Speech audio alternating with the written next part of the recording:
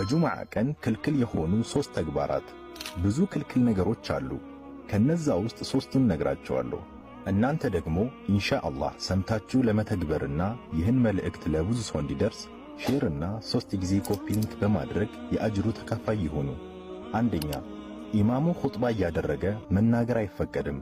ነብዩ ሰለላሁ ዐለይሂ ወሰለም እንዲህ ብለዋል፣ በጁምዓ ቀን ኢማሙ ኹጥባ እያደረገ የተናገረ መጽሐፍ እንደተሸከመ አህያ ነው።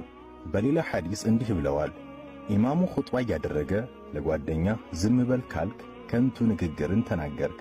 ሁለተኛ፣ በተቀመጡ ሰዎች ትከሻ በኩል በመሸጋገር መተላለፍ አይፈቀድም። ነብዩ ሰለላሁ ዐለይሂ ወሰለም የሰዎችን ትከሻ እየተሻገረ ሲያልፍ ለተመለከቱት ሰው ተቀመጥ፣ ሰውን አስቸገርክ ብለውታል። በዚህ ተግባር ሰውን ማስቸገርና ኹጥባን የሚያዳምጥን ማዘናጋት ይፈጠራል። ሶስተኛ፣ 2 ሰዎችን በመለየት በመካከላቸው መቀመጥ አይፈቀድም።